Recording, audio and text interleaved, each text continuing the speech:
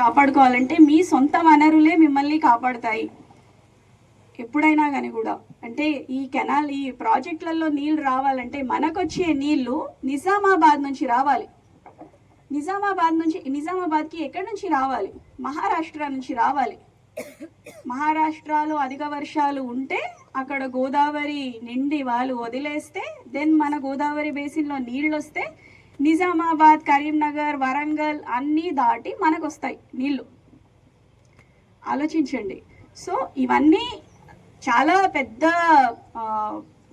వ్యయ ప్రయాసాలతో కూడిన పని ప్రాజెక్ట్స్ ఇవన్నీ.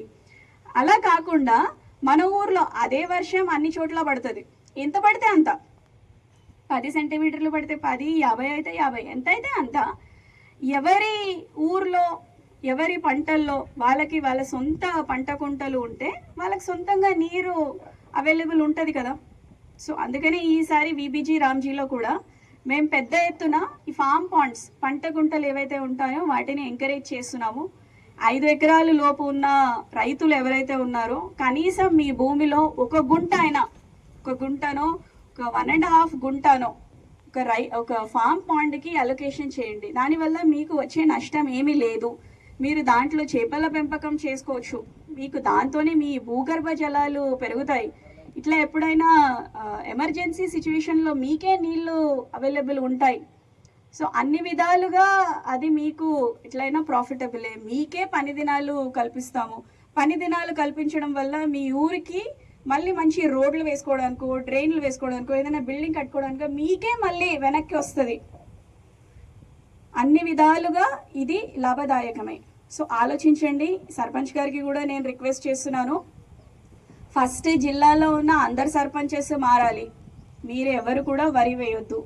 మనకి 2-3 సంవత్సరాలకి కావాల్సినంత బియ్యం నేను చెప్తున్నా, వరి కూడా కాదు, బియ్యం ఒక సీజన్లోనే మనం పండిస్తున్నాం.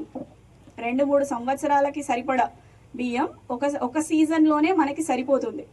కానీ పండించేది ఇంకా ఏదైతే ఎక్సెస్ పండిస్తున్నారో, ఇంకా దొడ్డు బియ్యం అయితే సపరేట్ టాపిక్.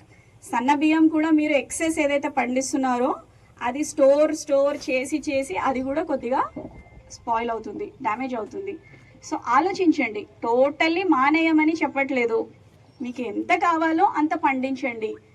ఒక 10%, 15% ఓకే, ఎమర్జెన్సీ సిచ్యువేషన్కో వేరే వాళ్ళకి ఎగుమతి చేయడానికో మనం పండించుకోవచ్చు, తప్పులేదు. కానీ 2500 ఎకరాలు ఉంటే 1600 మేము వరియే పండిస్తాము, వరి మిర్చి రెండే పండించి రెండే తింటాము అంటే అలా ఎవరు తిని బతకలేరు. ఓకే, సో ఇది ఆలోచించండి. నా రిక్వెస్ట్ సర్పంచ్ గారికి, ఇక్కడ ఉన్న అందరూ ప్రజాప్రతినిధులకి కూడా మీరు మోటివేట్ చేయాలి. ఫార్మర్స్కి ఈ ఫామ్ పాండ్స్ గురించి వాళ్ళకి మోటివేట్ చేయాలి. అలాగే ఈ పంట మార్పిడి గురించి, పంట మార్పిడి ప్లస్ అలాగే పంటల్లో వైవిధ్యం. మళ్ళీ పప్పు దినుసులు, అందరూ వెజిటేబుల్స్ అని కాకుండా అన్ని రకాల పంటలు, మన ఊర్లో అన్ని రకాల పంటలు ఉండేటట్టు మీరు చేయాలి. అట్లీస్ట్ అంటే నేను వచ్చి ఈ గ్రామంలో ఈ గ్రామస్తులతో రైతులతో మాట్లాడినందుకు కనీసం ఈ ఊరు సర్పంచ్ గారు ఈ ఊరినైనా ఆదర్శ గ్రామంగా తీర్చి నెక్స్ట్ టైం ఇది ఈ సీజన్ ఎండింగ్లోనో నెక్స్ట్ సీజన్లోనో మా ఊర్లో అన్ని రకాల పంటలు ఉన్నాయి అని మీరు తెచ్చి నాకు చూపిస్తారు అని నేను ఆశిస్తున్నాను. ఈ సహకారం మీ నుంచి కూడా వస్తుందని కోరుకుంటూ అందరికీ ధన్యవాదాలు. కొంపల్లి వెంకన్న గారు, అలాగే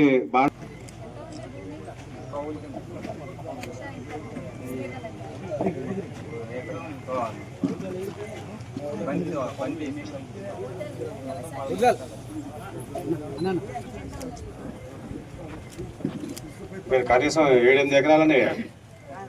ఓకే, నెక్స్ట్ ప్రశాంత్.